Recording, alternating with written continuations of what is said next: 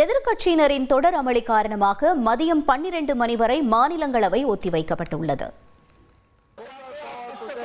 Under the pretext of development, the government of Assam has completely denied the policies and the main entity and is moving forward to build a large 1,000 megawatt solar power project with the help of Assam Development Bank on about 80,000 megawatt.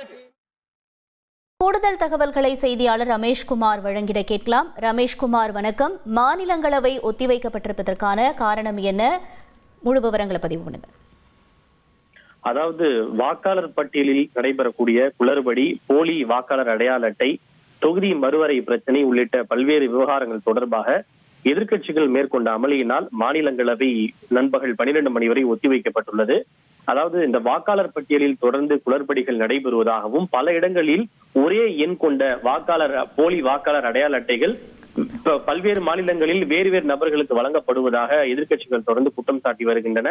இது தொடர்பாக மாநிலங்களவையின் வழக்கமான அலுவலை ஒத்திவைத்துவிட்டு விவாதம் நடத்த வேண்டும் என திரிணாமுல் காங்கிரஸ் கட்சி, பிஜு ஜனதா தளம் கட்சி, ஆம் ஆத்மி உள்ளிட்ட கட்சிகளின் சார்பில் சுமார் 21 நோட்டீஸ்கள் கொடுக்கப்பட்டிருந்தன. அதில் குறிப்பாக இந்த வாக்காளர் அடையாள அட்டை பிரச்சனை தொடர்பாக 18 நோட்டீஸ்கள் கொடுக்கப்பட்டிருந்தன. இன்னும் சில கட்சிகளின் சார்பாக இந்த தொகுதி மறுவரையறை தொடர்பாகவும் விவாதிக்க வேண்டும் என்று நோட்டீஸ்கள் கொடுக்கப்பட்டிருந்தன. ஆனால் இந்த விதி எண் 267 கீழ் கொடுக்கப்பட்ட ஒத்திவைப்பு நோட்டீஸ்களை ஏற்க முடியாது என மாநிலங்களவை துணைத் தலைவர் ஹரிவன்ஷ் நாராயண் சிங் தெரிவித்தார்.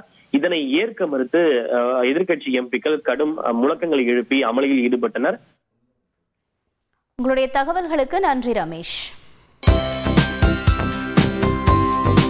தந்தி டிவியை உங்கள் கேபிள் டிவி ஆபரேட்டரிடம் இலவசமாக கேட்டு பெறுங்கள்.